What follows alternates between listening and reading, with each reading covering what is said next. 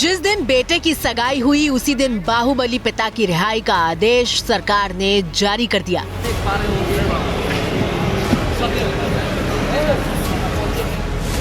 ये तस्वीरें पटना की हैं, जहां नीतीश कुमार से लेकर तेजस्वी यादव तक नजर आ रहे हैं। सोमवार की रात ये लोग आरजेडी के विधायक चेतन आनंद की सगाई में शामिल होने पहुंचे थे। चेतन आनंद शिवहर से विधायक हैं और बाहुबली आनंद मोहन के बेटे हैं। डीएम की हत्या में उम्र कैद की सजा काट रहे आनंद मोहन को रिहा कर दिया गया है। रिहाई का आदेश ऐसे वक्त में सामने आया जब आनंद मोहन पैरोल पर बाहर हैं।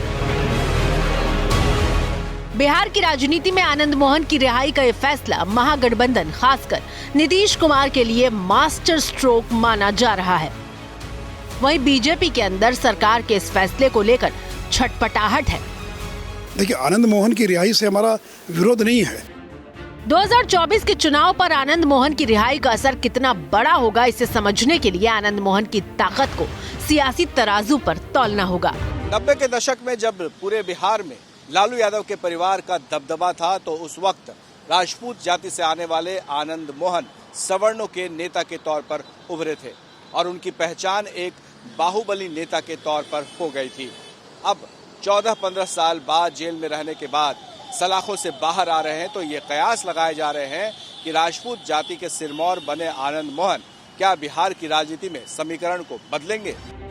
वैसे एबीपी न्यूज से बातचीत में आनंद मोहन कहते हैं कि वो जाति की राजनीति नहीं करते, बल्कि हर वर्ग के साथ जुड़ाव है। हमारे फितरत में ये नहीं है कि हम राजपूत करें, यादव करें, बैकवर्ड करें, फॉरवर्ड करें, हिंदू करें, मुसलमान करें, 75 और 15 करें, 90 और 10 करें। हम लोग 100% की राजनीति करते रहे। जबकि सच्चाई ये है कि आनंद मोहन आज भी राजपूत जाति के सबसे बड़े नेताओं में गिने जाते हैं। आनंद मोहन का जेल के अंदर होना और बात थी, लेकिन जेल से बाहर होना बिहार की राजनीति को प्रभावित कर सकता है।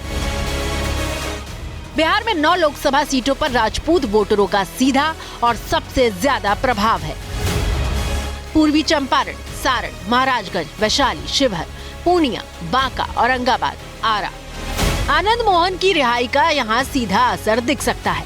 यही वजह है कि बिहार बीजेपी के नेता आनंद मोहन को लेकर संभल कर बयान दे रहे हैं।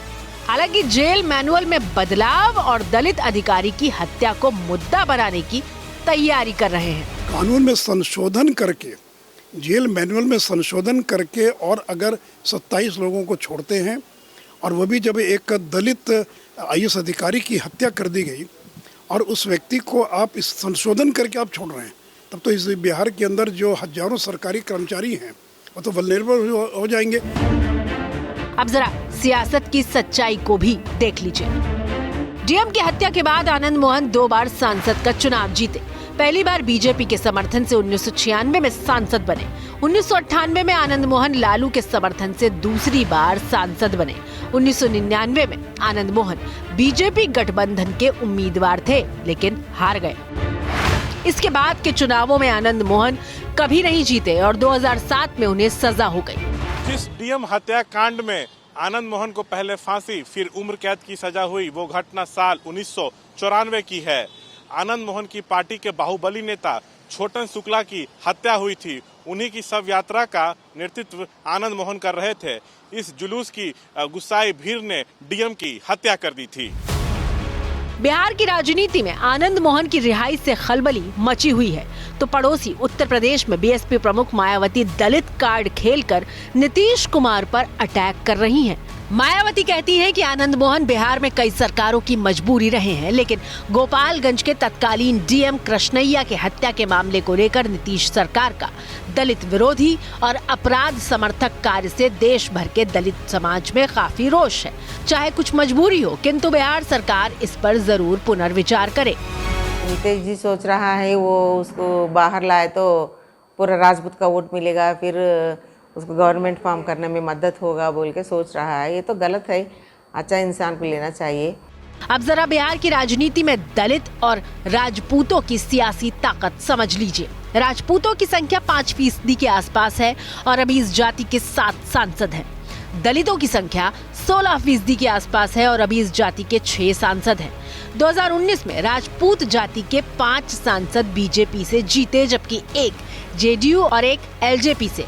दलितों की बात करें तो 2019 में 3 एलजेपी, 2 जेडीयू, 1 बीजेपी से जीते थे। बिहार में चुनावी राजनीति में जातीय समीकरण का सबसे ज्यादा योगदान होता है। ऐसे में आनंद मोहन राजपूत जाति से आते हैं और उनकी रिहाई पर क्या होगा ये तो भविष्य के गर्भ में है, लेकिन ये माना जाता है कि अब तक राजपूत जाति के लोग बीजेपी का समर्थन करते रहे हैं। जहां तक दलित की बात है, इनके नेता चिराग पासवान और जीतन राम मांझी की अच्छी पकड़ है। अब आनंद मोहन ने जिस तरह से कैमरे पर आकर विपक्षी एकता की बात की है, उससे ये संकेत मिल रहे हैं कि आनंद मोहन फिलहाल बीजेपी की सिरदर्दी बढ़ा सकते हैं। हम सिर्फ इतना जानते हैं कि एक मजबूत सत्ता के खिलाफ एक लंगड़ा विपक्ष नहीं चल सकता, विकलांग विपक्ष नहीं चल सकता। उसके लिए एक मजबूत प्रतिपक्ष भी होना चाहिए। लोकतंत्र का यही तकाजा है। इसके लिए कभी डॉक्टर लोहिया ने काम किया था, इसके लिए कभी जेपी ने काम किया था, इसके लिए अगर नीतीश जी निकले हैं तो स्वागत योग्य कदम है। आनंद मोहन की पत्नी लवली आनंद 1994 में वैशाली से सांसद बनी थी। हालांकि इसके बाद वो कभी सांसद का चुनाव नहीं जीती, लेकिन अब ऐसा माना जा सकता है कि लवली आनंद वैशाली या फिर शिवहर से महागठबंधन की उम्मीदवार हो सकती हैं।